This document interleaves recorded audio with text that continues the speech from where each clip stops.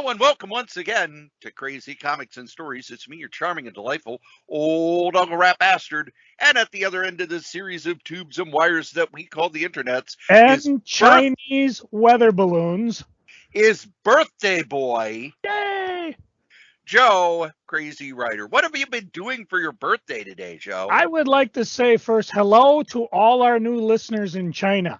Even though you may have to translate and some of our humor may not translate well, I, for one, welcome our new Chinese overlords. And I hope if you got any Chinese comics, I'm always up to swap some good old-fashioned American ones. I'm sorry, what was the question? Aren't we supposed to call it China? Yeah, I suppose, unless you want to get sued. That's what our previous president called it. China. Nothing can be finer than waking up in China. Like, did you see? We were not nominated for a single Grammy. I saw like 5 minutes of the Grammys. I'm glad we weren't nominated. You asked earlier what I did for my birthday, and I do what I've been doing the last pre-COVID things. I got up and I went to the Jason Show, a show by local talk, Jason Matheson, because I love going there to look at the behind the scenes stuff, how the cameras moved and the directors and just the countdown clock and things like that. And then you compare it to what you see on air, and it's just so much fun. And they're beginning to know me because this is like my third, fourth time going. And I got myself a mug, one of his exclusive mugs that he gives away for special occasions. Ooh. Yeah. When I get home, my wife's like, "Oh, great. What else do we need?" I'm like, "Well, I gave him one of my Dallas diecast toys." He loved Jason Method is like a big Dallas fan. The old, what was that, 1980s? I guess it was a primetime soap opera. Larry Hagman, Linda Evans, and he watched it with his grandma, which is why it became such a treasured memory for him. And he knows it backwards and forwards, kind of like the way Jack Kirby trivia. It'll get back to comics, I promise. Anyways, so I went to that. That's where I saw a lot of my Grammy stuff. They showed like when, brain fart, the host, Trevor Noah, thank you. He comes and he's talking about Beyonce, and Lizzo went nuts, like, where? Because that's like her big idol. She became a singer partially because of the influence of Beyonce. And then later on, I saw somewhere else that Trevor introduced The Rock, Dwayne Johnson, to Beyonce because Beyonce is a big fan of The Rock. Just stuff like that I loved. He also showed things about Saturday Night Live, which I guess is actually becoming funny. Somebody said the last episode with the guy from The Mandalorian, I'm not even going to try to pronounce his name. He said the whole episode was really rocking. It jived together. There were a couple spots where they kind of lost it, which for audience members is fun, but for Lorne Michaels, he hates that stuff. After that, I went to lunch to meet my, he's been on our podcast, Eric Johnson, Turbo. Sorry, Jackman. I'll get it right. Sorry, Eric. Anyways, he's back in town, and we had lunch. And I think we've talked like every day, like we do the podcast every week. We talk every time on the phone. So it was kind of interesting to get together and over a hamburger. We went down to Red Robin. It was Red fun. Robin. Wait, isn't that a book coming from DC?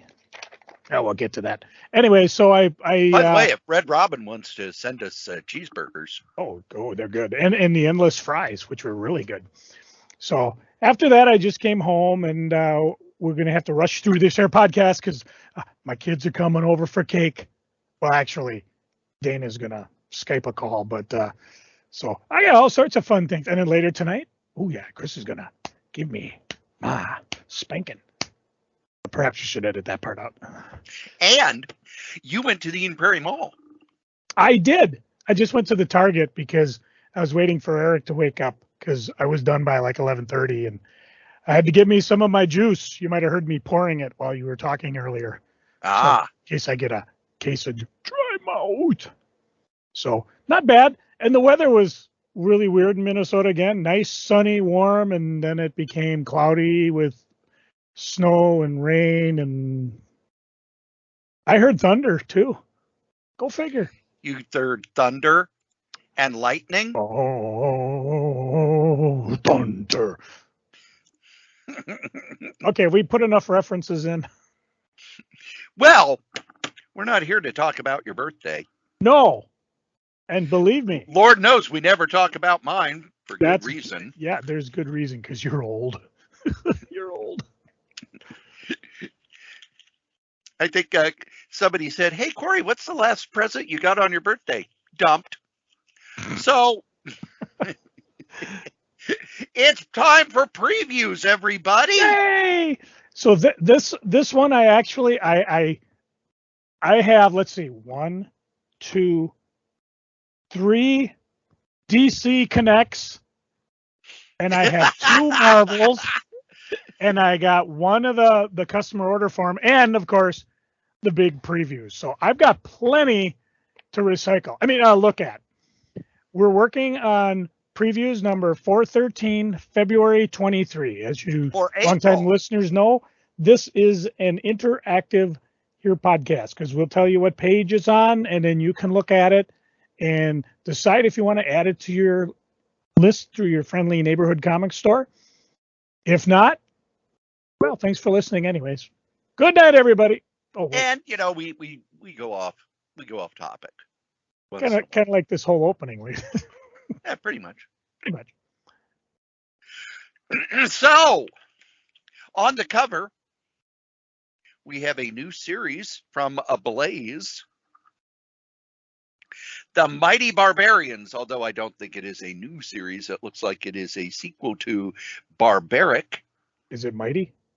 They're barbarians. They loot, they plunder, they conquer. That's what they do. And they do it alone until now. Is that what they do? I guess. And we'll get to it. Or not. On the back cover is a new series from Image from, let's see here. It is World Tree by James Tynion IV. And then on the spine, it is Kubrick's, which I have to admit, I'm not a toy guy, but I know Kubrick's are popular, but they just never quite appealed to me. These are the Teenage Mutant Ninja Turtle Kubrick's, and this previews is for April. All right, where are we? Wait, what? Where? Image. Sorry, I'm on the wrong side. Well, first off, before we get to Image, I have a question about Free Comic Book Day, Joe. We're going to St. Cloud. I've already ordered 4. No. You, me, Eric, and Butch. Look on page 38. Oh, do I have to? Yes. Oh, ooh, ah, ooh. There is the Etrigan the Demon. There are 2 Funkos. One is a Blacklight Chaser, and the other is just a regular Funko Pop figure of Etrigan the Demon. Mm-hmm. And I believe it is available from DCB Service. It is a previews exclusive, so it'll be anywhere that Diamond sells an account. It was in last month's previews. So yeah, I'm going to pull it up here so I could go over the cost. It says $13.99 retail. But we don't pay retail. No, but some people do. How dare you, sir? How dare you? Although I am looking at that commemorative poster of artist Laura Braga. That'd be cool if you autograph it. Not Laura, January previews either. Well, why don't I just go to their website? You could, or we could just talk about it later and get on with the shoe. Of course, we can edit the boring stuff out. Yeah, I shouldn't say that. Here's just me talking about comics. I edited Joe out.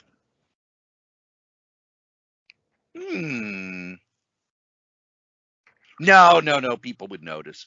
So, previews. Joe, first up is Image. Image. I will jump you to page 58. And our old pal, Howard Chaykin, is at it again. Howard Victor Chaykin. Hey, kids. Comics. Volume 3, The Schlock of the New. It's a 6-issue series continuing his look, I guess, rather obvious, not so obvious, veiled look of the comic industry. In this case, a generation of artists ashamed of their careers have come to this, scratching out a living, entertaining children who wonder why anyone would want to do anything else. With the birth of the comic industry comes the afterbirth, a shadow twin that will sustain and occasionally sabotage it for generations to come. That afterbirth is called fandom. And of course, you can get this. This is the new version, Volume 3. The other two are available through Image back issue, as well as down in the corner there on page 58. All the other fun stuff that Howard Chaykin does, which I think is a good idea. Listed as, it's offered again, and you can order it. And of course, your better comic shops will actually have it on the shelves for you. So I love this series. If you've read the first two volumes, it covers the 50s, 60s, 70s, 80s, and now he's going into the late 80s and the 90s with very, very, very thinly veiled portmanteaus of people in the comic industry. And if you have ever talked to Howard Chaykin, you knew exactly who he's talking about in these. If you know a little about comic book creators in the 50s, 60s, 70s, and 80s, you know who he's talking about in these.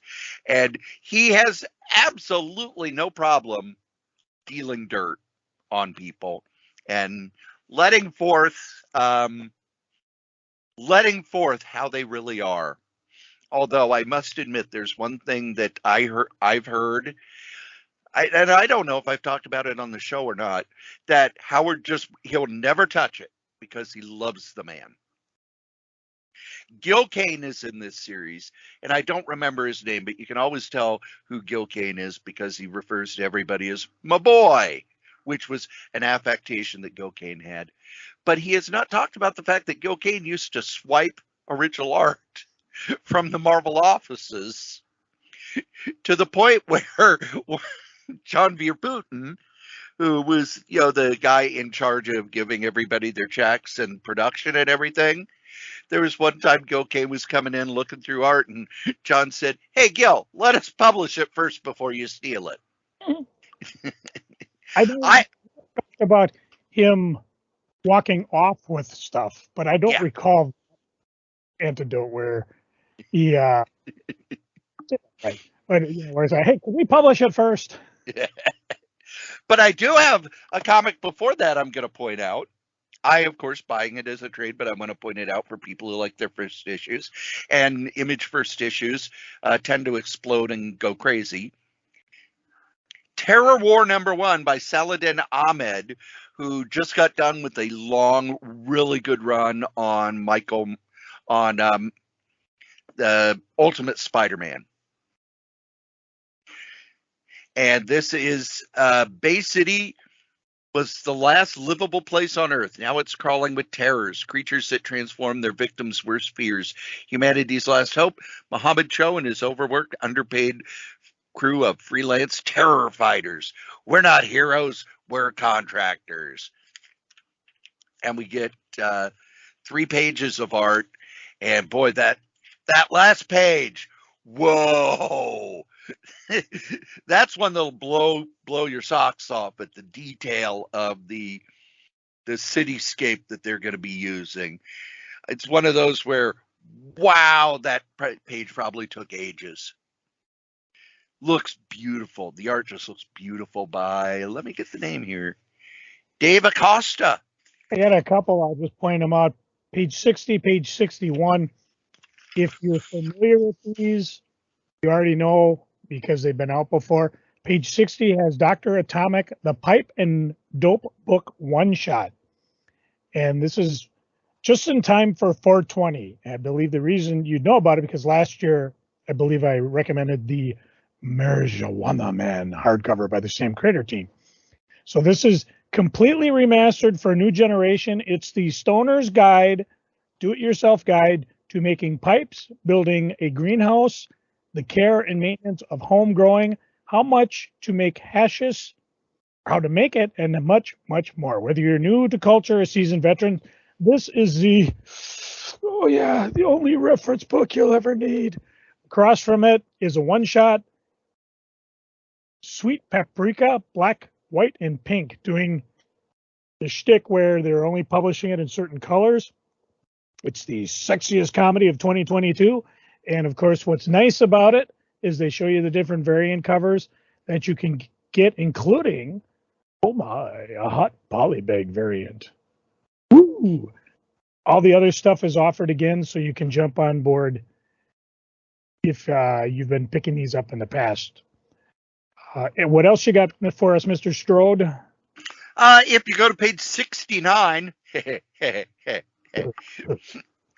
Black Science Compendium, the entire series by Rick Remender, art by Matteo Scalera, Moreno DiCinio, and Dean White. And Moreno, if you're out there, you can always call in and tell us. Ah, you dumb buns. That's not how I pronounce my name. This is issues 1 through 43, all in one paperback book. I like that Image is doing this stuff. I enjoyed these. Then, flip the page to page 71.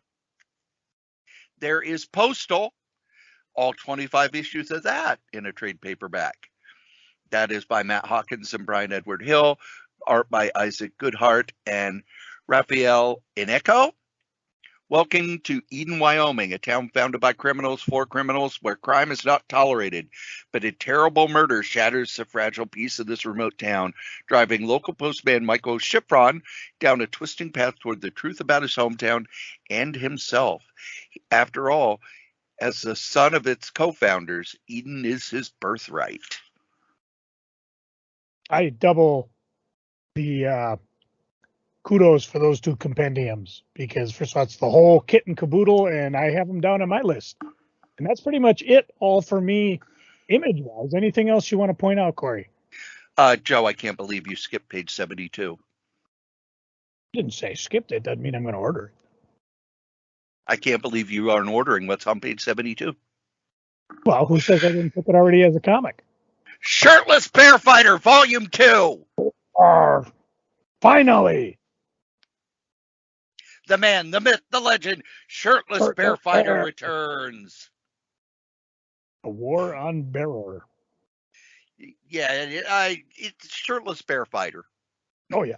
No, I picked the first one was hilarious. Yeah. This one looks to be just as good.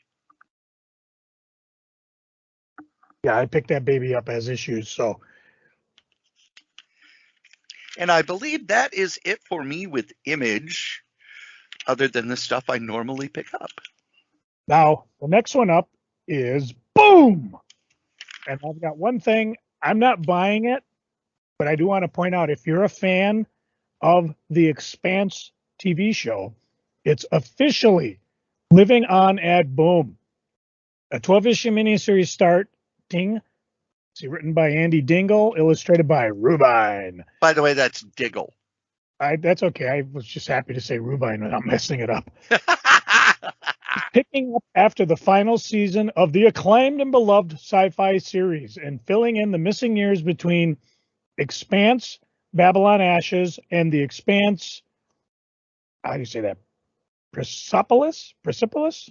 Yes, Rise. Persepolis. Okay, I got it right the second time. So, 12-issue story. There will probably be a graphic novel, but if you want to jump right on board, again, this is one of those things. I'm not a Expanse fan yet, but I pointed out, just in case you are, you might overlook Boom, and you're going to be glad we mentioned this. Anything Boom for you? No, not really. All right, on to the Dark Horse. Let's see as I flip my pages. Oh, paper cut. Oh, we don't have any health plan, do we yet? Health plan? This All is right. America. Pay for it yourself. Page 134. All 8 Eyes. 4-issue series in the forgotten corners of post 9/11 New York City. Skittering shapes in the darkness prey upon the people society leaves behind. College dropout Vince Spector floats through life in a drug and party-fueled haze till one terrible night sweeps it into a drifter's reckless war against the giant 8-legged horrors stalking the city. They say Jaws meets arachnophobia. So if you like Terror from Eisner-nominated writer Steve Fox and dread-inspiring artist Peter Kowalski, this is it for you. A couple pages of preview art, and hey, yeah, I nothing freaks me out more than giant spiders, so I'm on board with this one. And you pick it up as a 4-issue series, or Dark Horse is really good at getting these babies out on trades. Speaking of trades, on page 137, Fafhrd and the Grey Mouser Omnibus. Fritz Lieber ranks among the giants of fantasy science fiction visionaries, capturing multiple Hugo, Nebula, and World Fantasy Awards and influencing a generation of writers. And his most renowned creations are the swashbuckling Fafhrd and the Grey Mouser series. These are all the comic adaptations, including the DC ones from the 70s in their comic Sword and Sorcery, which they thought would be an answer to Conan the Barbarian. Spoiler, it wasn't. The epic Fafhrd and the Grey Mouser, and I believe there are one or two other comics that have had the characters. I love these novels. Back when, after I'd read Lord of the Rings, I wanted to read all of the fantasy series I could get. Fafhrd and the Grey Mouser, basically a collection of short stories over 6 books. Really fun fantasy series. You've got art by Howard Chaykin, very young Howard Chaykin. Mike Mignola, a regular normal age Mike Mignola. Walt Simonson, Jim Starlin, Al Williamson. Excellent stuff. Nice to have it all in one volume. Joe? If you're a fan of Adam Warren's Empowered, Volume 12 will be coming out. It's on 152. I've loved Empowered ever since it started, or I discovered it. And if you want to catch up, down below with the codes, which your local comic store will love you if you bring them in, you'll see Empowered Unchained Volume 1, and then it goes to Omnibus 2 and 3. But in Volume 12, Costume Crime Fighter Empowered is trapped in a surreal nightmare scenario as her universe begins spontaneously rebooting again and again, with each variation more twisted and bizarre than the last. Can our befuddled superheroine somehow undo this inexplicable, never-ending reboot while simultaneously steering her love light in a boldly polymorphous, did I even say that right? Yeah. Thug Boy and Ninjet. Or is this the end for Imp and her chaotically convulsing cosmos?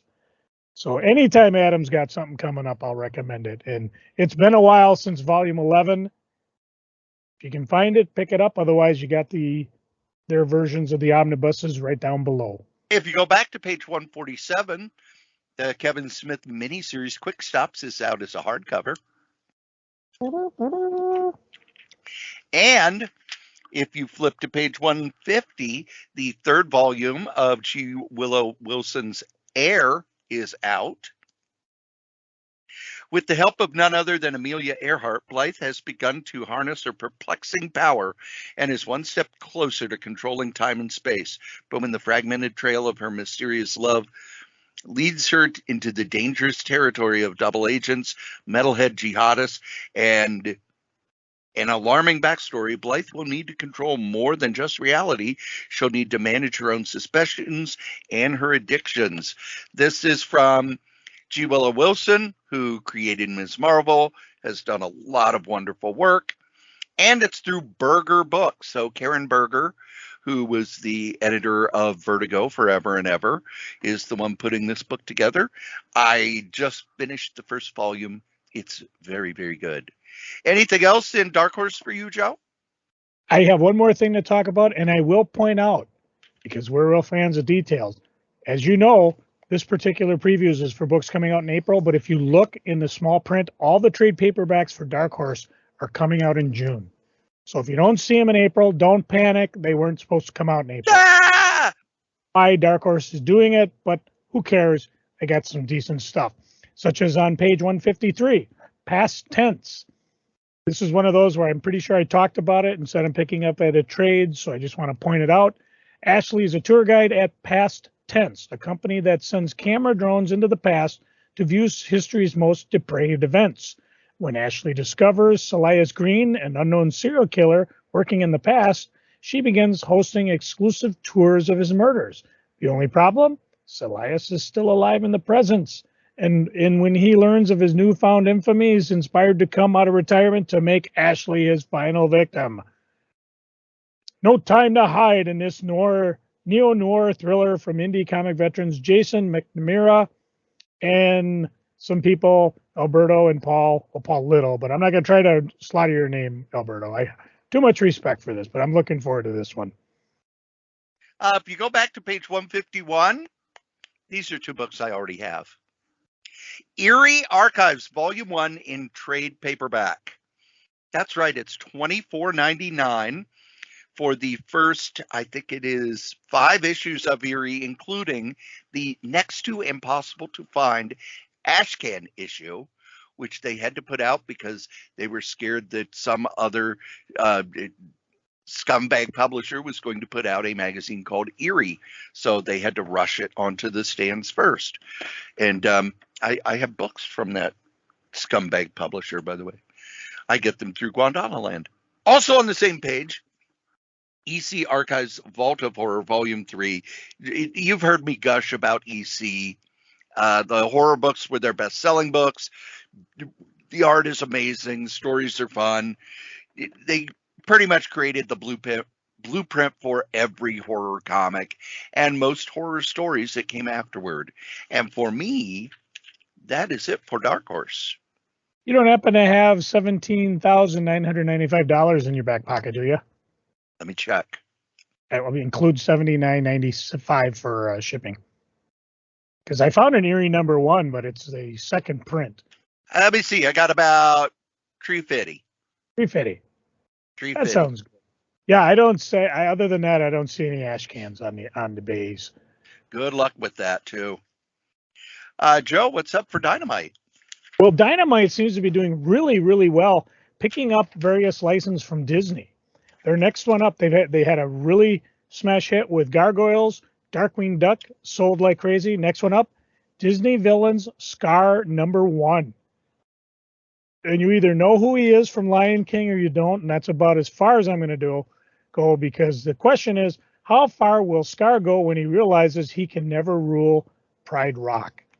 So no idea where this fits in continuity. However, I see they didn't use his title. Nope. See, when a lion is king among lions, they don't refer to him as Sir. They shorten it to just S. Yep. And you see, and then it would be, how far will Scar go?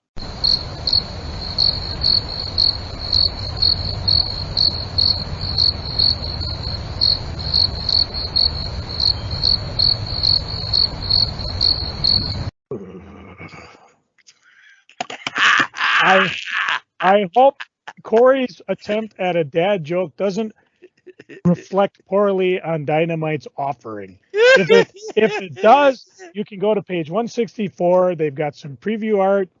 They got some article, and of course, an article from the creator, Chuck Brown and Trevor Fraley.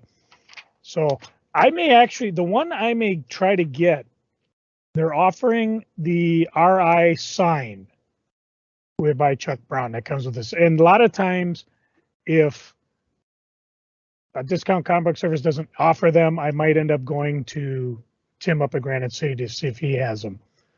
On page 170, a book I don't buy, but I'm pointing it out. If you're a James Bond fan, 007 for King and Country is back. Dynamite's 70th anniversary Bond adventure begins in April. Let's see, writer Philip Kennedy Johnson, artist Giorgio Spalletta. Lots of variant covers. They've got the Virgin covers if you're so inclined. There's an article, some preview art. And on page 174, all the previous stuff that Diamond has offered goes on to page 176 as well. The last thing I have is on page 194. There is the Elvira, Mistress of the Darkness, the Classic Years Omnibus Volume 2 hardcover. This is putting the stuff that was originally published by Claypool Comics, which itself is difficult to find. Not that they're terribly collectible. There was a lot of it, and I think you were either a fan or you weren't, and Claypool was smaller press back then, and we needed more X-Men variants. Very good. So this is your chance to get caught up. First time in 30 years, a brand new volume of Murder, Mayhem, and Monkey Business. And you can even get a signed version if you want. And of course, a lot of creators here: Jim Mooney, Frank Storm, David Cockrum. The list goes on and on. If you really don't have enough Elvira, look down below. There's her 40th anniversary trading card set wax packs. So a couple new number ones going on, as well as their normal fun and shenanigans. Now what, DC? Sure. All right, folks. This is one of, let's see. Oh, I got 3 of them. Boy, which one do I want to do? Okay, I'll do this one. I haven't opened this one yet. So we're doing. Oh, now it's not pristine mint anymore. So I throw these away. I should save these because we've talked about it in the past. A lot of times, like the first appearance of this person predates the comic, and they show up in previews and Marvels and whatever, but I ain't doing it. So this is issue number 33. It says February 2023. And I'm really interested in right away on page 2. They're calling it the Dawn of DC, where all these characters are apparently coming out with number ones. And here's your Green Arrow number 1. The Emerald Archer is lost. Well, that's a hell of a thing to do on a poor guy in his number 1 issue. Well, it's going to take Oliver Queen's whole family to find him.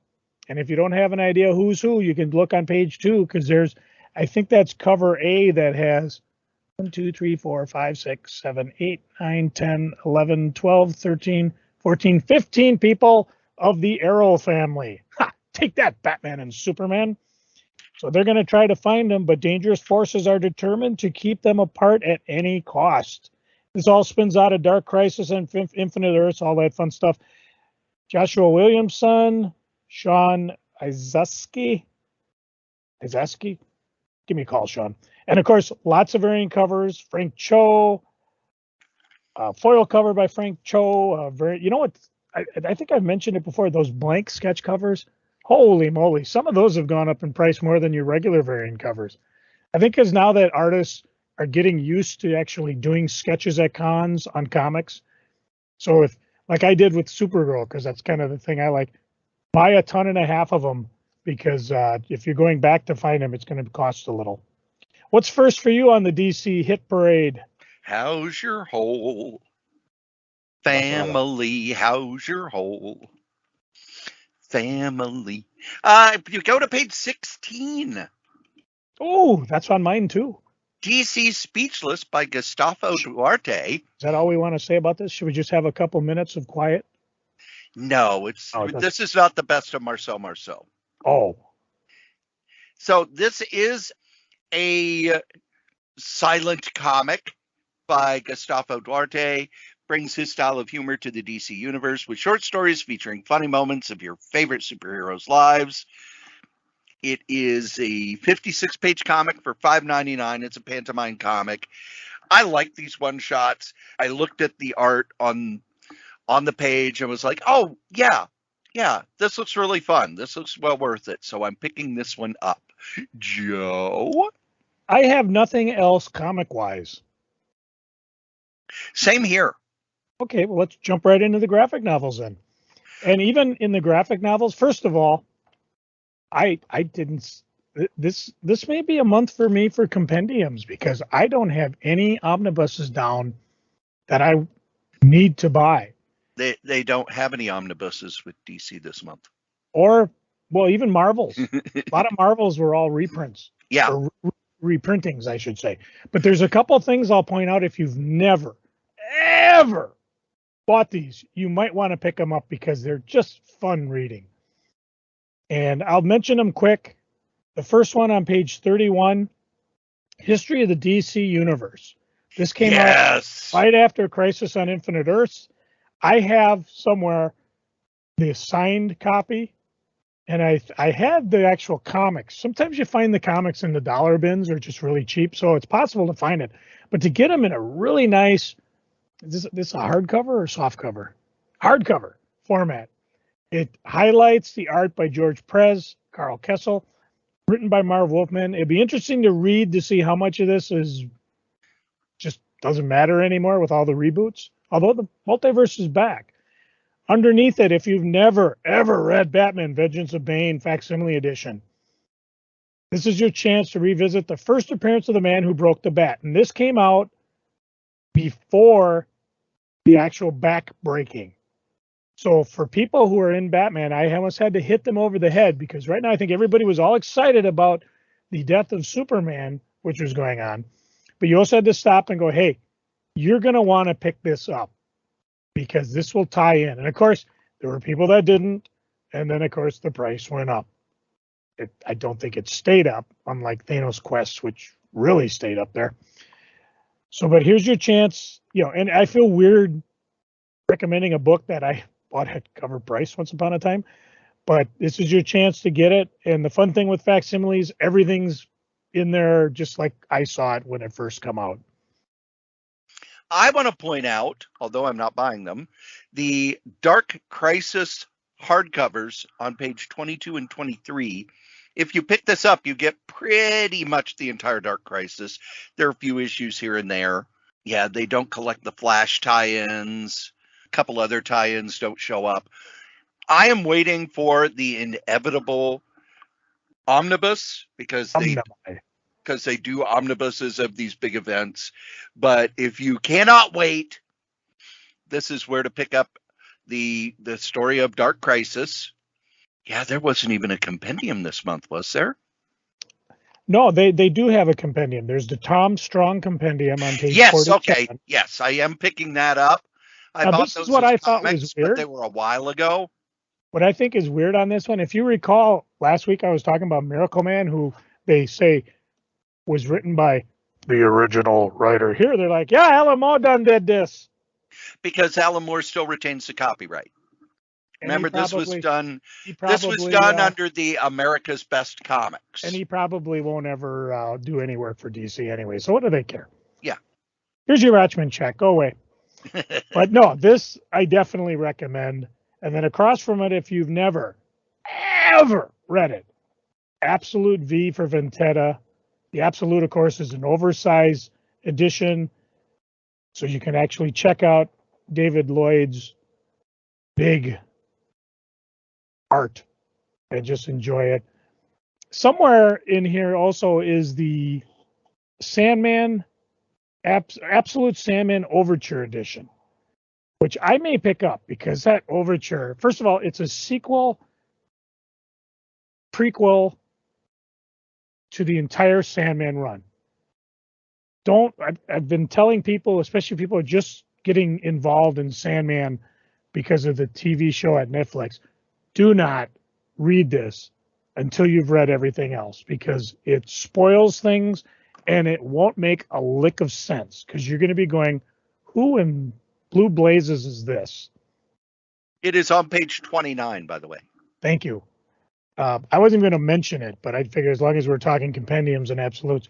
And of course, my copy is with my lovely daughter who has her own copy, and I'm dying to read this. And I figure it'd be easier for me to just order the Absolute and, again, enjoy the big art. It'll sit next to my Death Absolutes. Or, I don't know, I have the Death Absolute, and, of course, I just popped up the Complete Death hardcover. I'm so wishy-washy. If I want to read it, I just want to pick it up. So that's it for me, DC-wise. Anything else jump out at you, Cory? Nope, that was it for me. The Tom Strong compendium was the last thing that I had. Oh, I'm looking forward to that. And because there's no omnibuses, all the compendiums were mentioned. There's no way I can afford them all, but I got to decide which ones I really want. And as I don't think I have a lot of Tom Strong, this one definitely is on the list. Now you go to Marvel, and this is number 17, the Marvel previews, February for April shipping products. And boy, which one did I read before? Oh, well, I'll this one is. Oh, now it's not worth anything. Anything. Oh, well. Okay, this one is. Let's see, page 2. Right away, page 2 again, Planet of the Apes.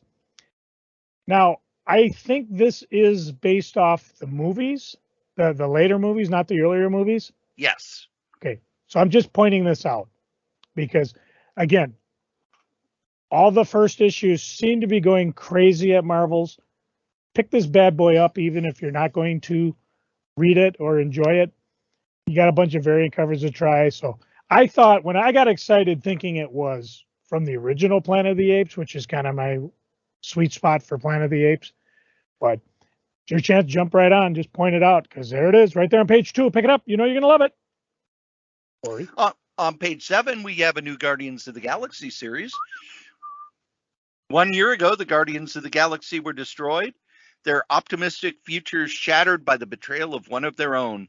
Now they ride the space lanes in a lawless corner of the galaxy, trying to outrun their tragedy. You knew there was going to be a new Guardians series because there's a new Guardians of the Galaxy movie coming out. It's weird that the movies are so popular, and yet the comic never really seems to catch on. I don't get it. Yeah, if you go to page 9, tied into that a little bit, Rocket Raccoon Marvel Tales, which has the Rocket Raccoon miniseries 1 through 4. Bill Mantlo teamed up with superstar in waiting Mike Mignola. I did not think much of this series when it came out. I've reread it. I still don't think much of it. But for $7.99, I mean, good Lord, those back issue prices are insane. And I remember picking it up and hoping it was better. Yeah. But boy, Mike Mignola's art was cool. It was. And then underneath it, unless you happen to have a Strange Tales 178 lying around, here's your chance to get a facsimile edition. What I loved about this is way back when with my old dentist, and I know in the past, oh my God, I was 44 when we started this podcast. Anyways, my dentist him and his son were buying comics. I don't think they were slabbing them, but they were just buying comics to invest in. And I told him, well, you probably want to get this Strange Tales 178 because he just showed up at the Guardians movie, and it's a first appearance anyways, so it's going to be good. And he came back the next time I went in. He goes, my son was genuinely impressed. You recommended that. Anything else? So, anyways, I love facsimile editions. I know I don't have this because I sold it years ago. I have it. I think I bought the omnibus that has yet to ship, and I know I have it in reprint somewhere, but I'll pick this up just because it'd be fun to read, like I said, the ads and look at some of the coming now and looking at what else was there. Hey, Cory, look on the next page. Yeah. What? We get a new Warlock miniseries from Ron Mars and Ron Lim. Cool.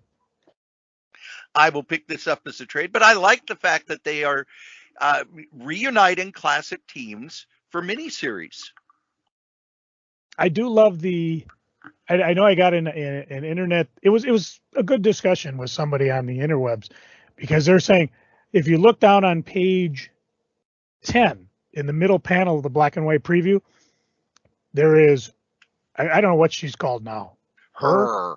Is she back to her? Because she's going to be getting a new name. She's going to be getting a new name. Because they were Kismet for a while, and people were fetching because, she's supposed to be more powerful than Warlock. I said, yeah, but have you seen the shit Warlock's gone through the last couple of years? Plus, I always contend, way back when in that Marvel 2-in-1 book, when she was still her. Oh, God, no wonder pronouns suck. Her resurrected Adam Warlock's original body, which was buried on an asteroid with Pip and I think Gamora. Yep. And then she discovered there was no soul, because at the time the soul gem was God knows where. This was before Infinity Gems were a big thing. And she just put the body back. Never said what she did with it. Did she return it to the previous state? Was it just living and decaying? Would it just be there still the way her left it? I don't know. It's one of those what if questions in the Marvel universe that, again, if an astute writer, Ron Mars, could bring it up or not. We'll find out at Marvel Rebirth Be cool if they went back to that. Which could explain why Gamora. And now the weird thing is, how is Gamora running around with Adam Warlock when way back on the previous page, she's obviously hanging out with the Guardians of the Galaxy? Yeah, Oh, we'll well, see. we'll find out. April's not that far away. On page 12, we get another of the one-shots that Ralph Macchio, no, not that Ralph Macchio, Really? writes for Marvel. Ralph Macchio was an editor at Marvel forever and ever and ever. And he retired, but now he writes these one-shots that are in continuity, but are kind of a, hey, this movie's coming out. Here's a story to introduce you to all these characters. So, which as a retailer probably works better for somebody coming in going, hey, what could you show me a Guardians of the Galaxy comic? Rather than, yeah, which volume? how many different Guardians of the Galaxy do you want? Speaking of weird, I mean, you go to page 37, which is my next book, Marvel Voices Spider-Verse #1, which is an awesome assembly of Marvel's mightiest, and including, I think, a new Spider-Verse character, which I wanted to point out. Because I think if you looked in the previous page, it looks like Dan Slott's doing his best to end the Spider-Verse. Yes. So, anyways, here's your chance. Pick it up. Different voices. It's all new selection of interdimensional adventures from some of Marvel's freshest and finest creators, each bringing their own unique perspective and stylings to the web of life and destiny. I point that out because I think I told the story, or maybe I didn't, where I was at the source and a woman was looking very perplexed, and I talked to her. She's trying to find a comic for her 16-year-old son to get into. And of course, my brain is like, oh, I explained why graphic novels are better because it's a complete story. Otherwise, it's like walking into a soap opera and trying to figure out what's what. But we did finally jump on, I believe I found a Miles Morales #1, and I found the Origin of Marvel one shot, which we talked about a couple months ago. And I said, these are the original ones from like before we were born. And if he likes those, you can find the reprints, but this will kind of give him a foot on so he'll at least know the basics of the character, because no matter what happens in the stories, they're still pretty much the same. You know, even though Miles Morales is a newer creation rather than Peter Parker, which he knows from the movies and that. So, but anyways, this is something I want to point out, especially for you guys who love those first appearance of characters, because there's 3 people in the background that are silhouetted. We don't even know who they are yet. You heard it here first. Well, you always hear it here first. Yeah, we're way ahead of it. Joe, what is the best-selling Marvel comic of all time? Sold 9 million copies. I'm trying to, this is where my brain plays tricks because I'm trying to think of the Spider-Man, X-Men, or X-Factor, X-Force. I want to go with X-Men. It was. Hey. Well, if you can't find one at your local comic shop, there's a facsimile edition. Woohoo! As well as X-Men #1 from 1963. But the fact that they are doing a facsimile edition of the most popular comic of all time, to where where was it? There was a shop I went to while I was driving down to Illinois, not last year, but 2 years ago. And they still had X-Men #1 on the stands. I was like, wow, you still got this X-Men #1 from blah, blah, blah. I thought it was worth, at least, $10 or so. They're like, oh my God, we still have 3 cases at the back. Oh yeah. Yeah. Cause there were gold editions or something tied into all those things, those holograms you could get as thanks. I remember when Pat and I opened the store, we bought the store and we're going through it. And in the back, we found a case of X-Men 1991 #1s, gatefold editions that had not been opened. And so we just put them out on the shelf and we sold them. And we might have done other things like give them away or a kid come in here, have this, Have and an I mean, X-Men #1. people started buying them because everybody, they're hot, they evaporated, they disappeared. Yeah, they were like 500 in everybody's closet. Well, guess what? We had new ones, we put them out, so we had fun with that. I'm going to recommend a Star Wars book because usually I don't. I do want to go back though, Joe. Oh, back. On the next page, page 47? Marvel Tales #1. Oh yeah. Miracle Man. It has Miracle Man #1, the stories from Warrior 1 through 11, etc., etc.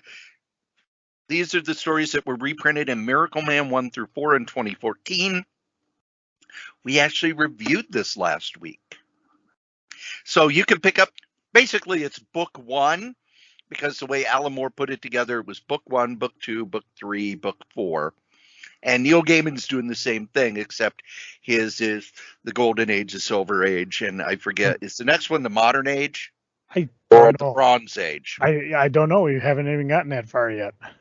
But it's $9.99. It is polybagged for your protection. Yes. But you're not going to be able to get book 1 as a trade paperback at cover price. So here you could get it for $9.99. I finally just opened my polybagged ones because it took up so much room in my boxes. I haven't read them yet, but I got them there.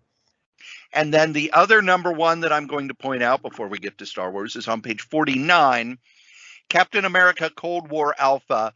You know how there are 2 Captain America series, one with Sam Watson and Sam Wilson, and one with Steve Rogers. This is the crossover that they have been building to. So it is called Captain America Cold War. This is the crossover between the 2 books. Oh, and soon to be an omnibus, I hope. But I don't know if it'll be big enough to be an omnibus unless they put all of the Captain America Sentinel of Truth and Sentinel of Liberty in one book. And across from it, of course, is the timeless MODOK Virgin variant cover by Alex Ross. So you had a Star Wars book. Yeah, it's Star Wars on page 67. Darth Vader, black, white, and red. Ooh, Darth yeah. Lord the Sith like you've never seen him before. And you know the deal. Just like the previous black, white, and red series produced by Marvel Comics, Darth Vader now takes the spotlight for tales of terror by some of the industry's most talented creators. Peach Momoko, Jason Aaron has part 1. There's 4 issues with this. Again, pick it up like this or wait for the trade. They don't show any of the variant covers, but I hope that, I can't tell, the one they show is just killer. Right on top there, the black, white, and red art.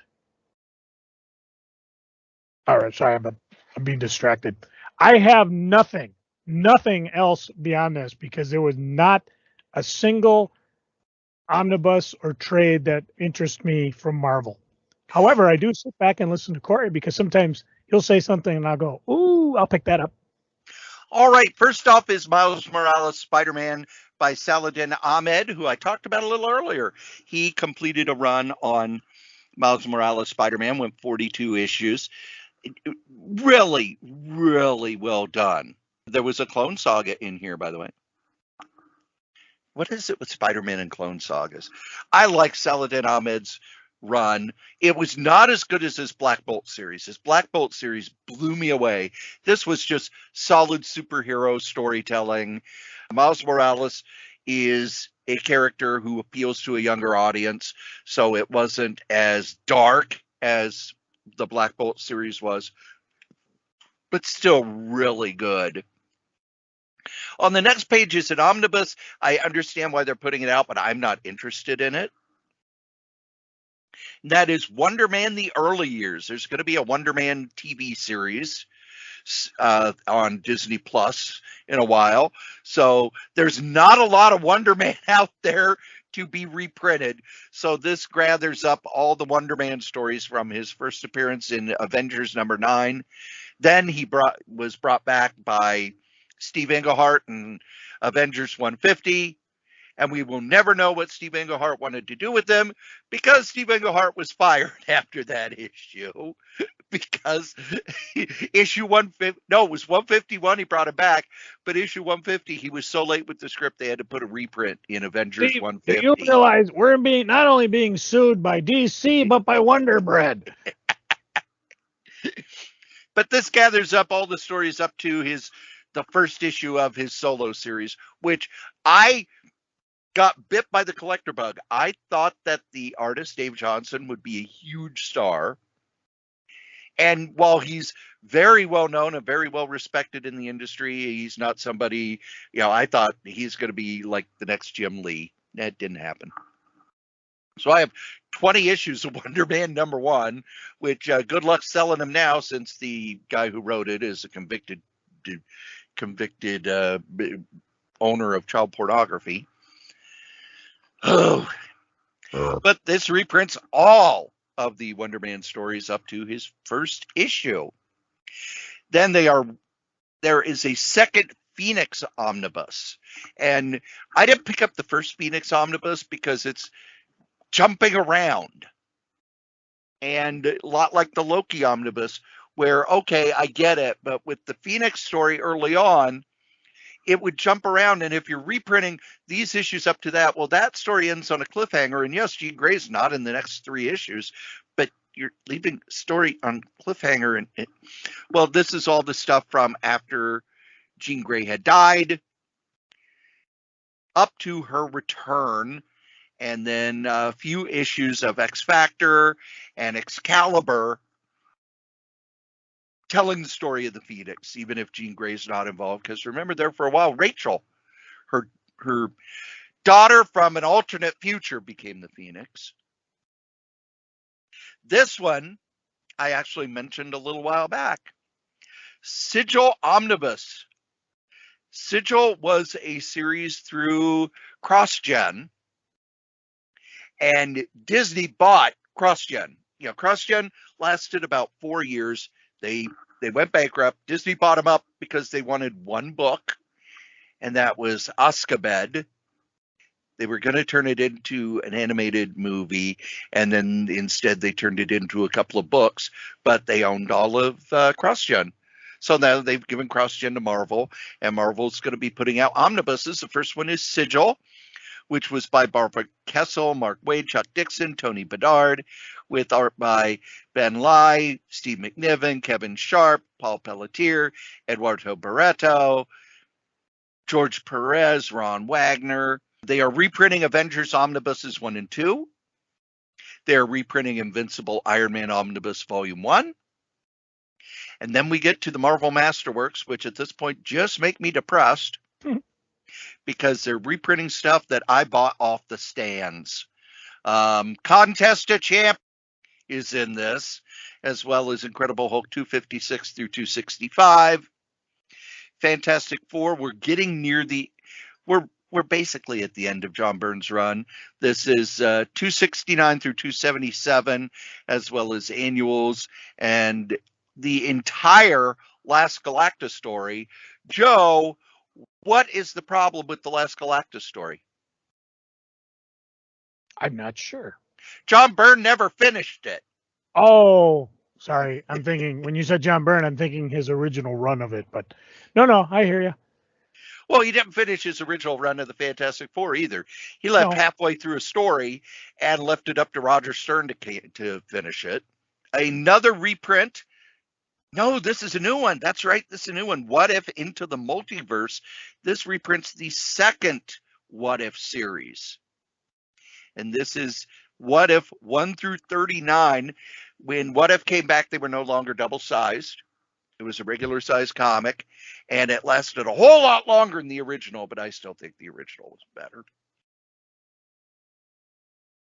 And then we get into the trade paperbacks. The ones that I'm picking up are Trials of X Volume 10, continuing the reprint of the X-Men stories that are being done now in the order that you need to read them. They are reprinting The Hood. the saga of Parker Robbins, one of the new villains of the Marvel Universe. They have put him out in a book for the first time in a long time, which probably means he's going to be ending up in a movie sometime soon. And I do want to go over the Epic Collections. X-Force Epic Collection, Volume 8, which reprints 95 through 100 of X-Force, as well as the annuals from that time. Generation X, Volume 3. This is, I believe, this is a last batch of stories by Scott Lobdell and Chris Bachalo. And then after they left, this series kind of fell apart pretty fast. I know Joe said that he's, not picking up anything. But ladies and gentlemen, I need to let you know something. He's lying. I am. Yes. Because I know that you're buying this. You just don't want anybody to know. Iron Man Epic Collection number 21, Iron Man The Crossing. Ha! I don't have to buy The Crossing. I have the omnibus. Iron Man, murderer, Kang the Conqueror weaves a complicated plot that pits the Avengers against Tony Stark. That's right. Kang. We find out that Kang, that is Tony a rat Stark, bastard. Tony Stark has been an agent of Kang the Conqueror since before he became Iron Man. Shocked, I tell you. There's only one way to save this.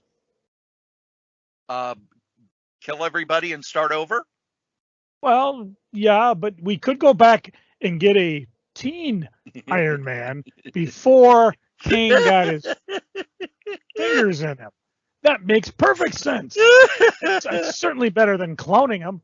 I am interested in the one on the next page because I don't think they've reprinted this anywhere.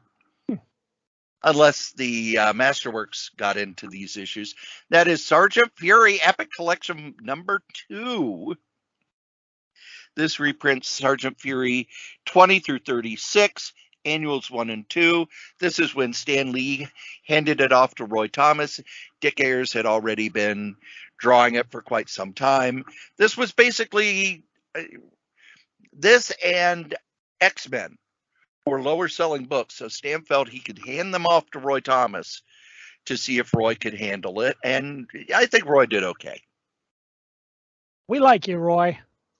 Also, one of the Epic Collections that was actually printed before it was an Epic Collection, and now they've just reprinted it under the Epic Collection moniker, Maximum Carnage. Oh my God, this story was huge when it came out. Oh, I remember buying it for my nephew because he was playing the video game and he loved it, the graphic novel and the video game. I'll warn you, don't go back and read it. It might hold up. I mean, this is back when the heroes were more moral.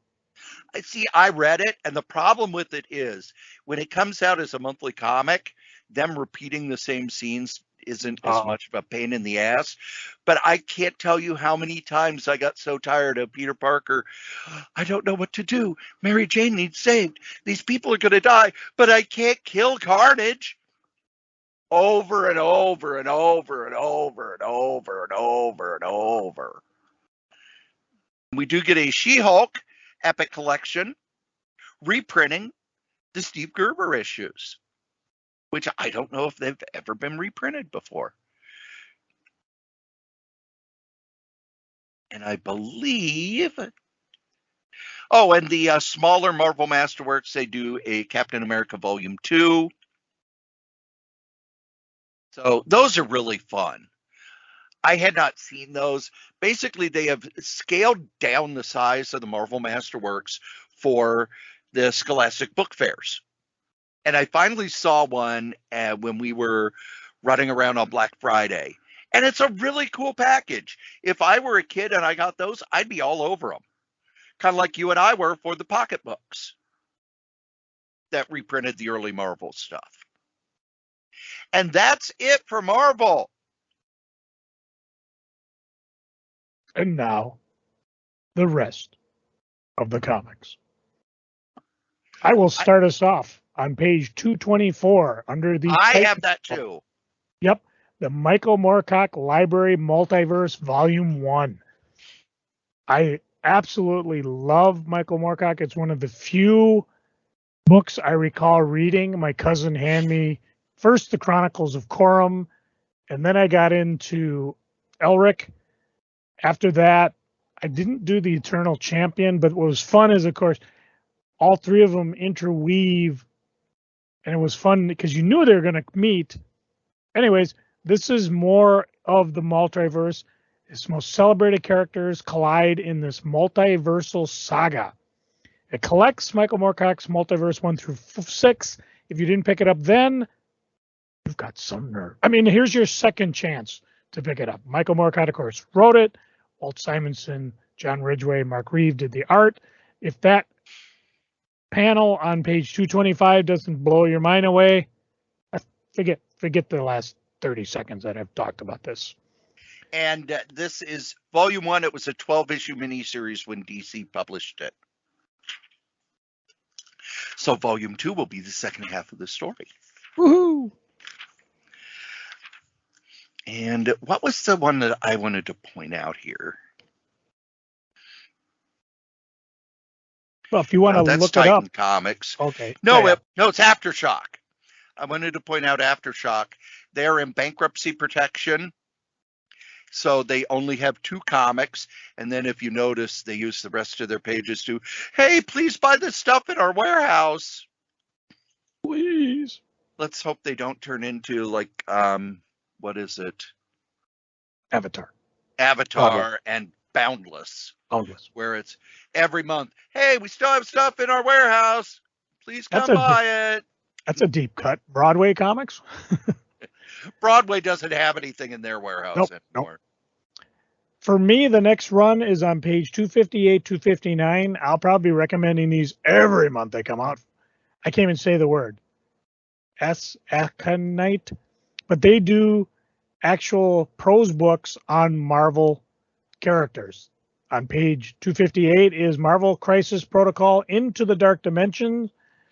Dormammu, Lord of the Dark Dimension, conquest of Earth is almost complete with the stranglehold on the mind of its citizens. Only a few have managed to resist him. To free the world, Doctor Strange must reassemble his Shadow Avengers, while Tony Stark and his team of immoral tech geniuses cook up a tech defense to the mind control. As the Shadow Avengers defend the Earth against those heroes under Dormammu's influence, it's up to Miss Marvel to enter the Dark Dimension and enlist an unthinkable enemy, for only Venom can help her destroy the evil sorcerer.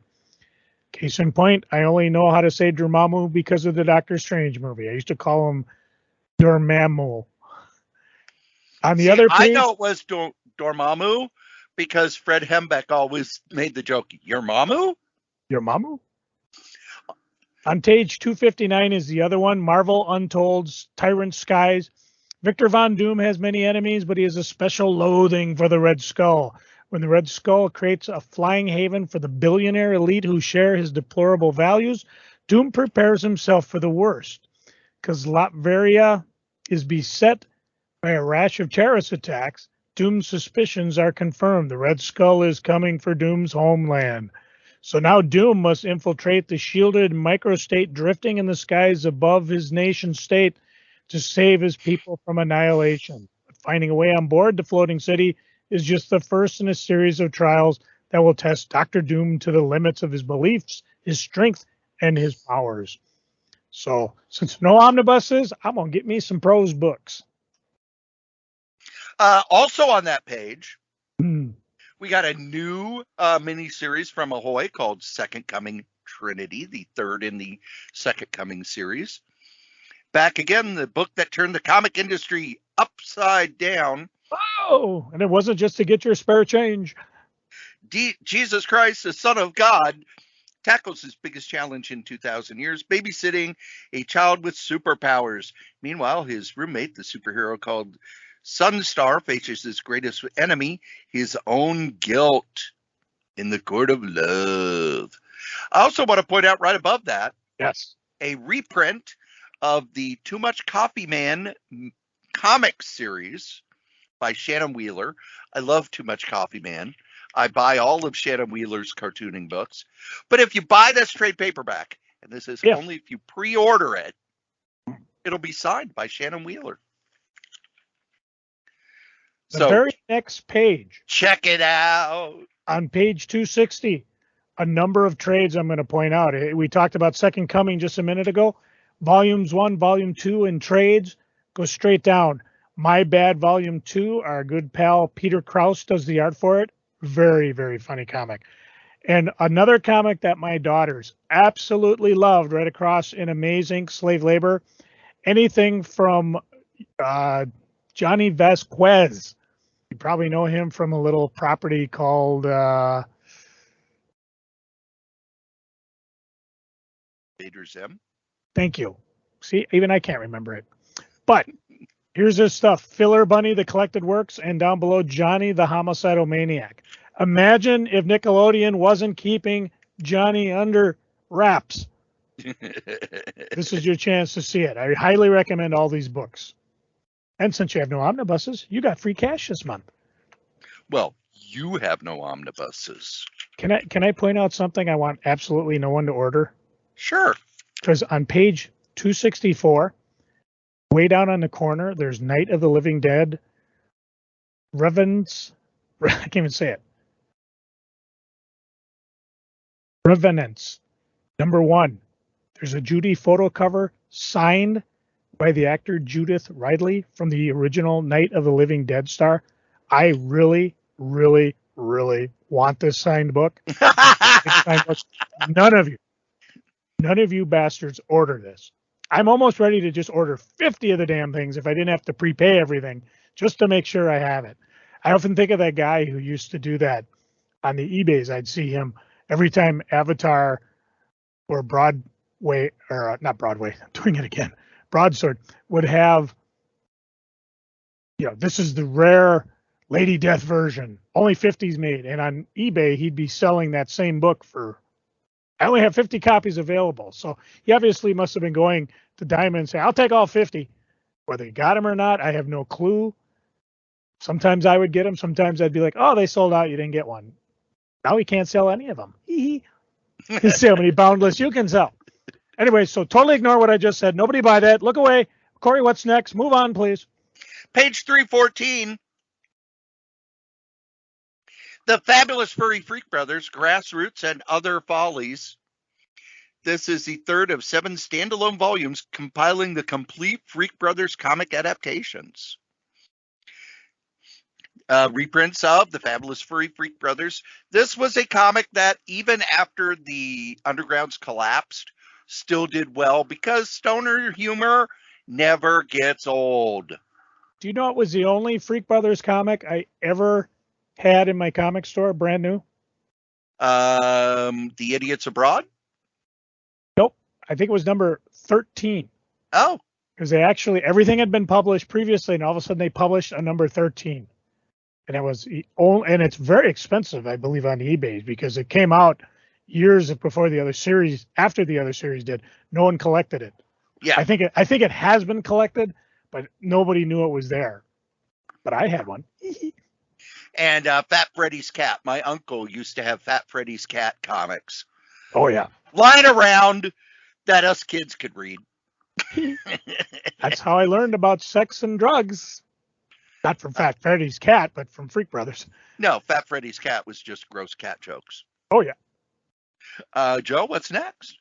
On page 298, and I got to figure out who's publishing this.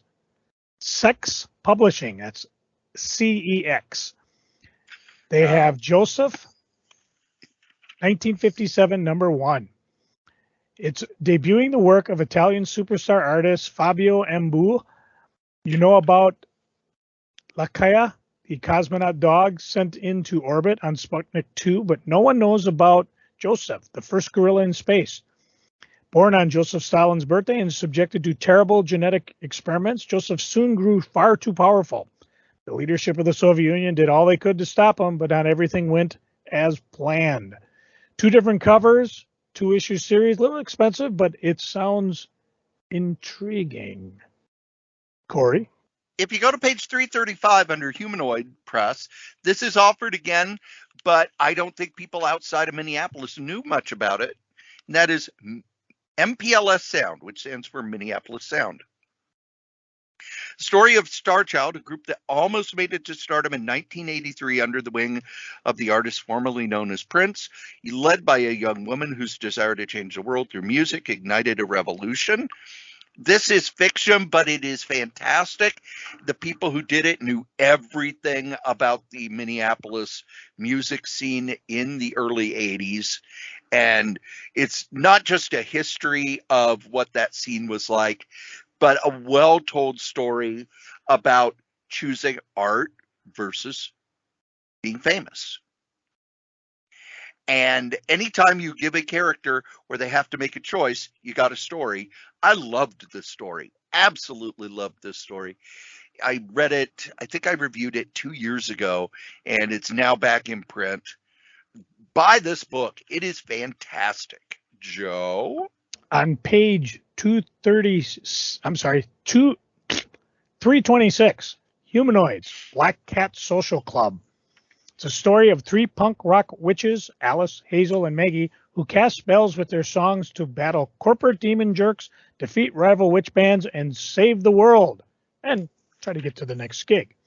But what happens is one of the women, and I'm trying to think out who, the bassist, she's discouraged. So Hazel sells her soul to a demon for more magical power, prompting lead singer Alice to step in and assume the debt herself. And there's other stories as the band is killing it at their shows. The downside, they may literally be killing the entire world by fueling these corporate demons' evil plans. What sold me were the 3 pages of art and story on it, and I actually love it because if the demon shows up and he's just like, I got an alert on my phone. Didn't you just wish for power? He's, are you a demon? What was it? The horns, brimstone stench? Good things were in the bathroom, right? Yes, I'm a demon. My name is Peter. Did you wish for power or not? And she's like, yes, I want more power. You want demonic power for something that isn't selfish or destructive? Interesting. So this one actually sounds interesting. And if I may, I'll continue on because Humanoids also has one on the following page, 330, The Twilight Man, Rod Serling and the Birth of Television. I reviewed that a while back. That is really good. Yeah, and I don't know if they're re-offering this or if this is a reprint, but it's a couple pages of art has sold me, and I am really interested. I know there's been a book at Dreamhaven, maybe it was this one, that talked about Rod Serling and the Birth of Television in the Twilight Zone. And there, you got some awesome stuff between the Minneapolis Sound, between Black Social Club, the Twilight Man. Heck, we even talk about, I can't even say his name, Lugosi, The Rise and Fall of Hollywood's Dracula. So Humanoids has got some Lugosi. Lugosi, thank you. I knew I was muffling that one. So what else you got for us, Mr. S? If you go to page 374, 2000 AD is putting out what they call essentials, and I want to point these out because I read these back in the 80s. They were already classics. These are the first 4 essential Judge Dredd. First is Origins, which is by John Wagner and Carlos Esquerza, that basically setting up the world of Judge Dredd. Then, if you go down, there is Apocalypse War by John Wagner and Alan Grant. When the citizens of Mega City 1's massive city blocks declare war on each other, Judge Dredd realizes this is a prologue to an all-out nuclear attack by East Meg 1, which is the Soviet massive city.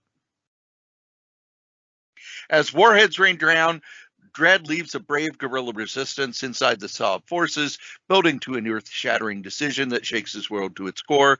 This was the first big, long Judge Dredd story, leading to the essential Judge Dredd, Dredd versus Death. Judge Death comes from a dimension where life is a crime. And he and the Dark Judges invade Mega City 1. This is the John Wagner, Brian Boland, unbelievably cool comic that all of your Judge Dredd stuff that you saw in the 80s, 90s, and etc., all of that art came from here because it's Brian Boland. And this was Brian Boland basically kicking so much ass that DC hired him. Then up above is the sequel, which is Necropolis, which is Mega City 1 is under siege from the Dark Judges. Judge Dredd has been exiled to the harsh wastelands of the cursed earth, and time is out for the citizens he once swore to protect. With the body count rising and hope running out, will the judges be able to turn back the tide of death? This is the second Judge Dredd versus the Dark Judges story. These are just kick-ass, fantastic comics. And if Judge Dredd ended with these 4 books, it would still be enough that he's a classic character. Never mind that he's been around for, 45 years, going on, 45 years. These are fantastic comics. If you've never read them, you owe it to yourself to pick them up. They're so good. They're so fun and so well done. Joe? I've got a couple from Scout Comics. Let's go back to page 376. Codename Ric Flair Magic 8-Ball. I read this and could not stop laughing. Oh man, did you know Nature Boy Ric Flair, the Rolex wearing, diamond kissing wearing, kiss stealing, wheeling dealing, limousine riding, jet flying son of a gun, is regarded as many as the greatest professional wrestler of all time, and he finally has his own comic series, which details his fact or fiction forays as an international super spy in the 1980s and 1990s. Think of it. He goes world round. He's all over the place wrestling. Well, says he might not be doing a little espionage. The series purports that Flair, who did in fact travel around the world for wrestling matches, was also a secret agent for the U.S. government, using his persona as the ultimate wrestling heel as the perfect cover. Speaking of covers, there's 3 to choose from. I think I'm going with the George Durati cover because it's got Rick in his robe going, woo! Across from it is Count Dante. Yes, that's the one I was going to point out. The most deadliest man alive. If you ever read comic books, you know that because you saw the ad.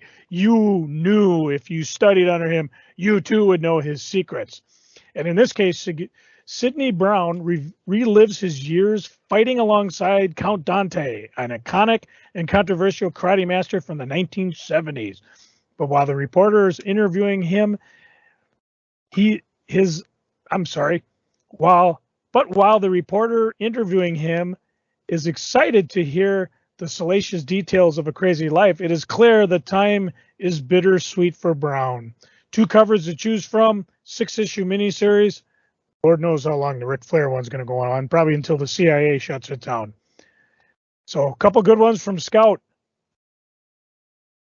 Yeah, if this is close to the life story of Count Dante, it's going to be really, really cool because the guy was he was a con man. Mm-hmm. The big thing was that he ran a dojo in Chicago, and they were an outlaw dojo, which meant that when they had meets, they wouldn't follow the rules, and it was much more like MMA fighting than the typical karate tournaments of the time. But the dude was well known to be a con man, well known that he wasn't really good at karate, and all sorts of stories have been floating around him for years. And even now, people are trying to sort out what was real and what wasn't. Really looking forward to that one. They book for Chuck Berry. Chuck Barris. Dun, dun, dun, dun, dun, dun, dun, dun. Chuck Berry was more king, the inventor of rock and roll, and the inventor of putting video cameras in the women's restroom. And we'll be back with more stuff right after this. All right. Joe, what's next? Still under Scout Comics, but under their Chispa imprint. Black Demon Tales. When Mexican naval researcher Bella Gonzalez is wounded in an attack by a massive shark, she dedicates herself to destroying it. But can science eradicate something as ancient and supernatural as the Black Demon? Black Demon Tales is an anthology based on the lore of real Mexican fishermen, blended with indigenous beliefs, and either now or will soon be a major motion picture 3-issue miniseries with a big ass shark on it. I'll have to see if Gruber approves, because Gruber loves his sharks. Yeah, cool. But he doesn't like the kind of shark movies I like. He doesn't like Two-Headed Shark, Mega Shark versus Giant Octopus. He doesn't like any of those. He did like Hookjaw, but I think he ended up giving the collection to Butch. By the way, if you go to page 394, a new book from Tomorrow's, Cliffhanger, the cinematic superheroes of the serials. Hold on tight as historian Christopher Irving explores the origins of the first on-screen superheroes, the comic creators and filmmakers who brought them to life, touches on the early days of the film serial to its explosion as a juvenile medium of the 30s and 40s. See how characters like Superman, Captain America, Spy Smasher, and Captain Marvel dovetailed with the early film adventures, interviews with all sorts of people who were involved. There are tons and tons and tons of books on serials. I know, I've read a lot of them. Mm-hmm. But Tomorrow's always is able to dig in and find stuff that other people don't cover and stuff they don't know. And also, because this is going to be focusing on the tie-in between the comics and the Cliffhangers serials, it's a different angle that any of those books have taken. So I'm excited about this one. Tomorrow's has yet to disappoint me. Joe? Pee pee poo poo. From Silver Sprocket on page 379. Pee pee poo poo, number 420, one shot. Oh, I'm sure Caroline Cash is. It's a gay modern take on the 1960s underground comic. I'm sorry. It's her take on it. It discovered the bloody dread of paying your freelancer taxes for the first time. Feel the surreal peace of waking up after your world has ended. Bond over the possibility of puking in a bar icebox. Comes with a cardstock foil cover, and it's I get to say it on the podcast. Pee pee poo poo. Cory. The last thing I want to point out is page 419 and 420. These are magazines that I get every time, but I do want to point out Heavy Metal Volume 2, Number 3. The third issue of the relaunch, even though we haven't got the first issue yet. There is a cover by Greg Hildebrandt. Ooh, let's hope he gets paid. What? Heavy Metal's had trouble paying people, and that's why they got bought by a new company? And then on page 420, I did look at Z2 Comics. I didn't see any of the bands that I was interested in, but we do have from Warrant Publishing, Vampirella Carmella magazine issue 15. And I like the black and white horror books. I actually sat down and read a bunch this weekend that had been piling up. And if you like that sort of thing, you'll like it. I'm not going to say you're going to pick it up and go, wow, this is brilliant. But if you like horror short stories and you have a fondness for the Warren stuff of the 60s and 70s, it hits you in that sweet spot. I really like it. Joe? Boop, boop, beep, beep. Oh, I'm sorry. On page 395, Uncharted Wilderness Studio presents The World of Tomorrow. Let's see, Giles Clark, Keenan Elovic. In 1950s Hollywood, Craig Bestow, the burnt-out lead actor of a failing sci-fi TV show, The World of Tomorrow, ends up believing he is actually the show's main character. Captain Carl Armstrong, after a failed mob hit, leaves him delusional. Now, with the mob on his tail and his studio boss at his throat, he must find a way to save his show and his sanity, all before the final 5 p.m. broadcast. Anything else, Cory? I don't have any other comics. Okay, I only got 2 more. One I'm going to point out, under Vault Comics, Money Shot comes again. It's a comedy drama and hot alien sex. Money Shot will have you coming back for more. That's from Monkeys Fighting Robot. So if you've enjoyed the original series, writers Team Seeley, artists Garcia Lagresi are back. A giant ass space jellyfish who runs the Order universe arrives on Earth. The porn stars come science explorer must put away grudges, crushes, and side hustles to once again take 1 or 2 or 3 for the team. Boy, we're covering everything for that explicit rating, aren't we? On page... Oops, I'm confused. You're confused. You're confused. Let's go back to page 395. Maple Terrace under Uncivilized Comics. Noah Van Shaver. From a multi-award-winning cartoonist comes the brand new 3-part autobiographical comic series. Hilarious and forlorn stories from the author's childhood, surrounded by 1990 comics, cartoons, and toys. It's a painful nostalgia.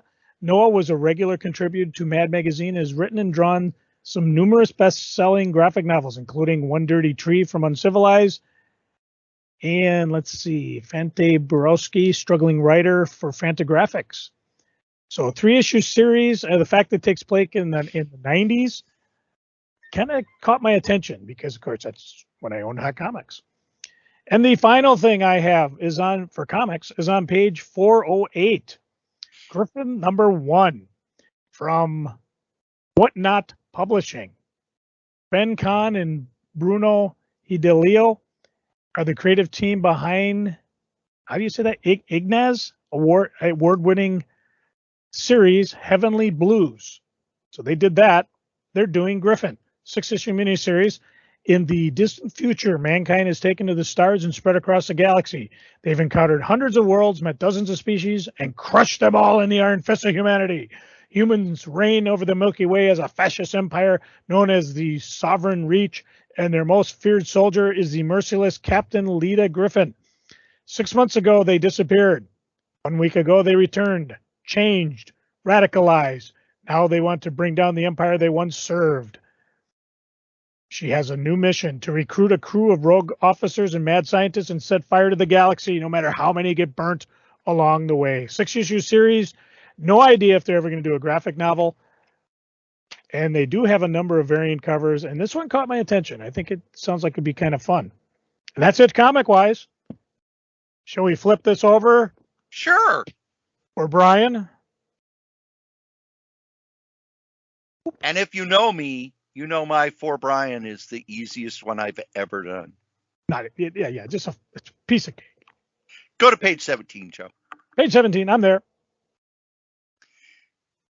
Marvel Gallery comic, MODOK Deluxe PVC Diorama. It's MODOK, the mental organization designated only for killing.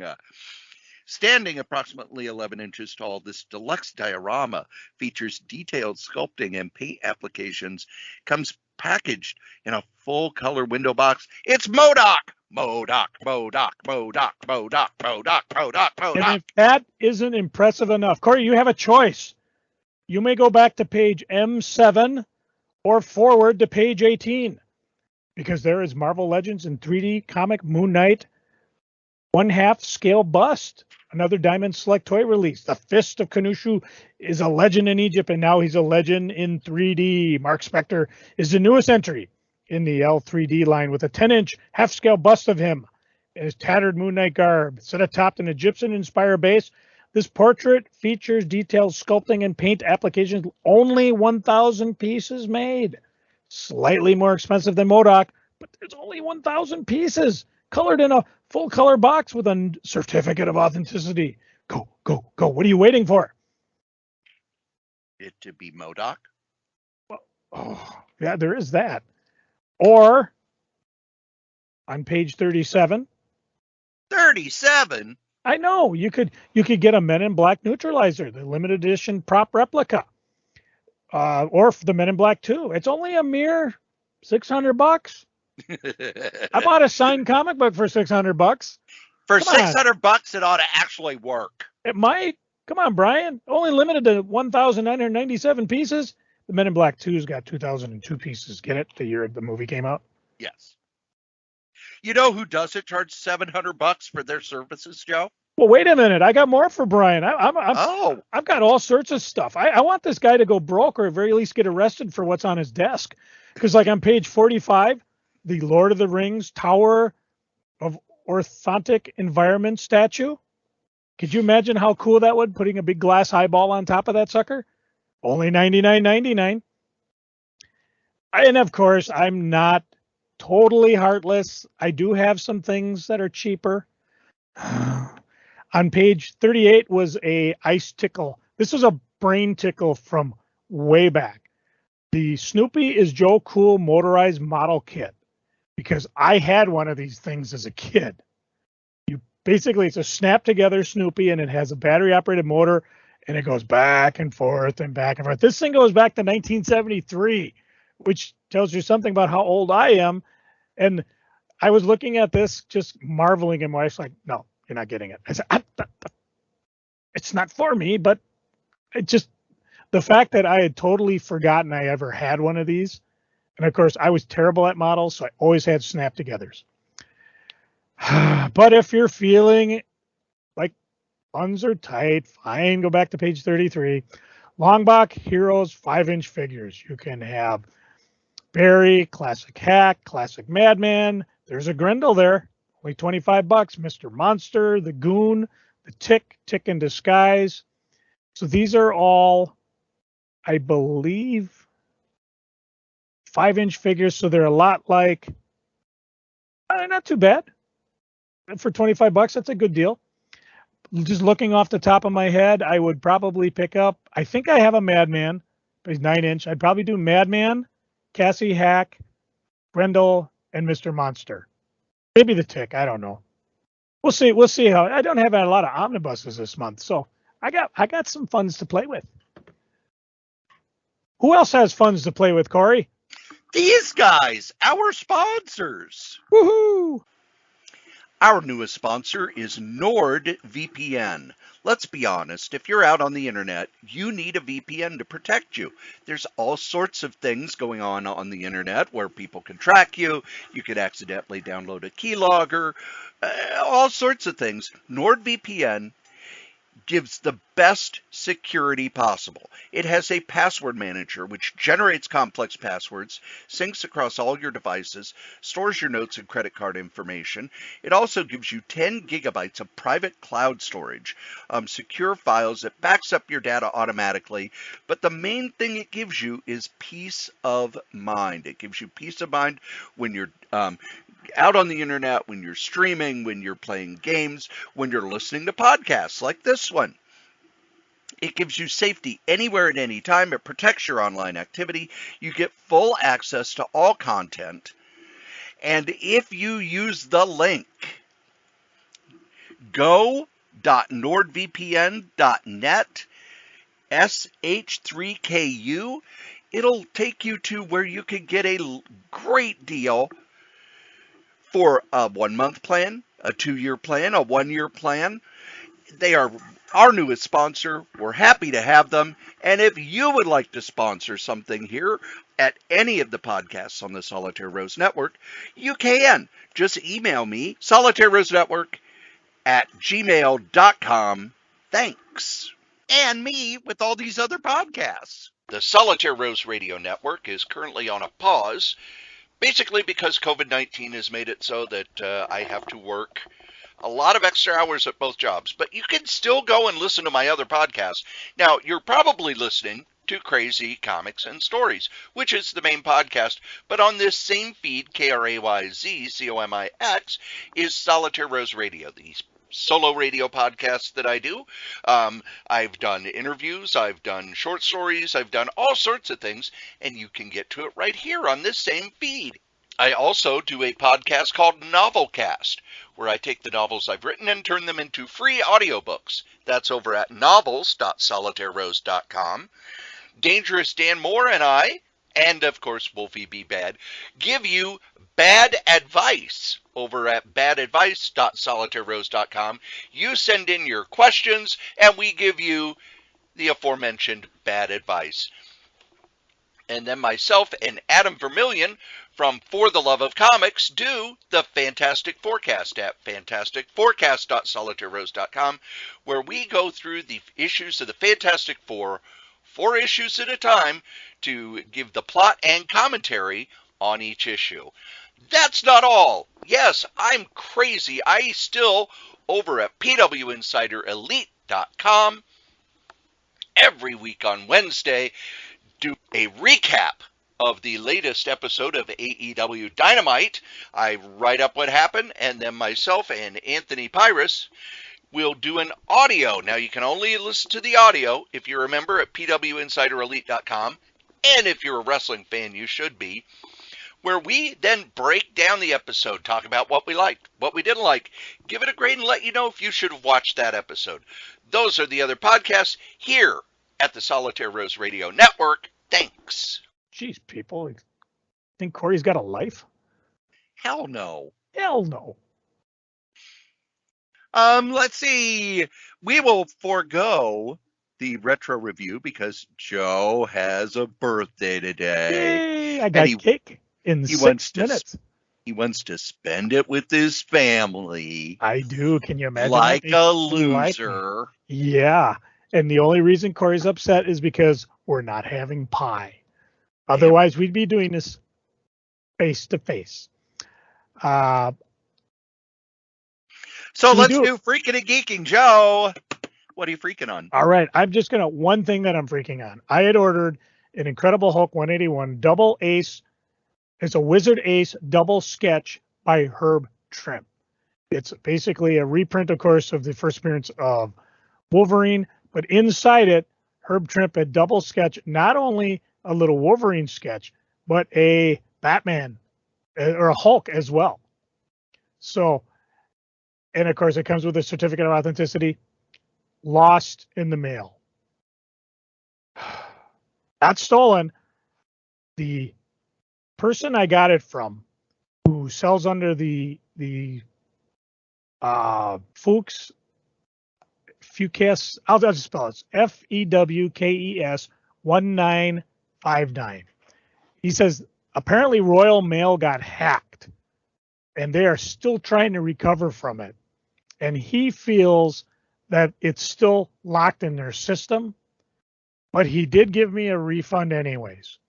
At least I think he did. The sale's been canceled. I imagine a refund's on the way, which I thought was very generous of him. He still thinks it will show up to me.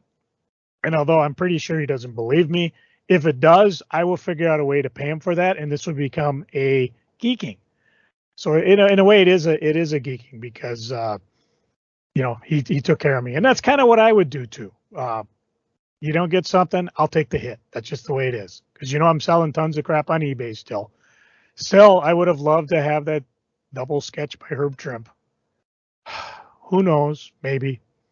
Anyways, Corey, what you freaking on? If you were a wrestling fan in the Midwest in the 60s, 70s, and even into the 80s, you knew who Sodbuster Kenny J was. He was one of the guys whose job was to make other wrestlers look good. They call them carpenters. They call them bricklayers, job guys. Kenny J was one of the 2 big AWA job guys. Joe, who was the other?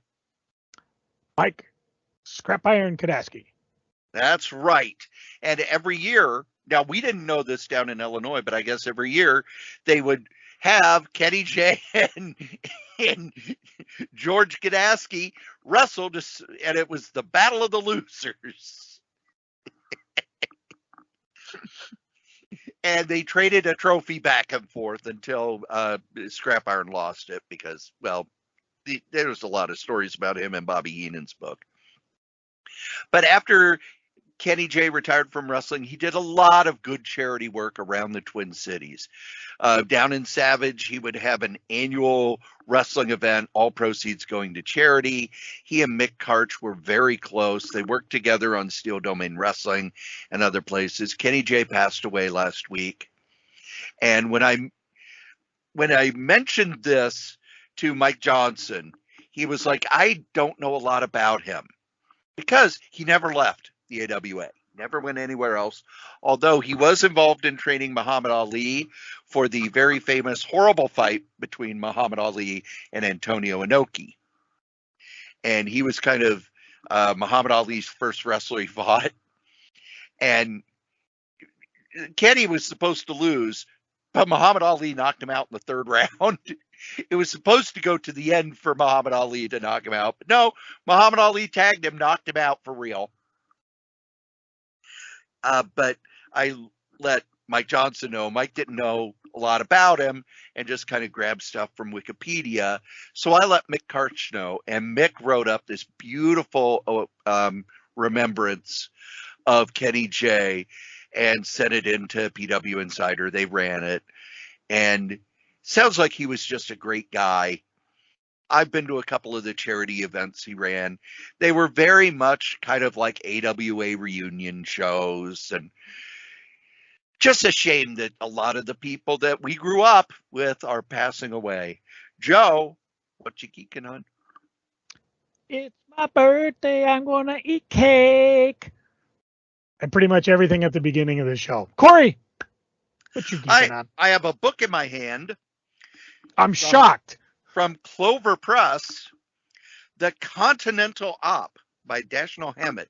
The Continental Op was one of Dashiell Hammett's detectives, like Sam Spade.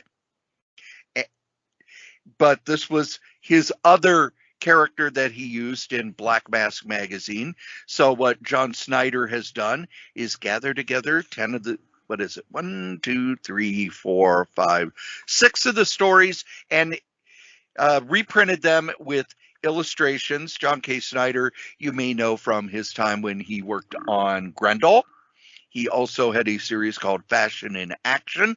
He is a big fan of detective stories and crime novels. This is from Clover Press.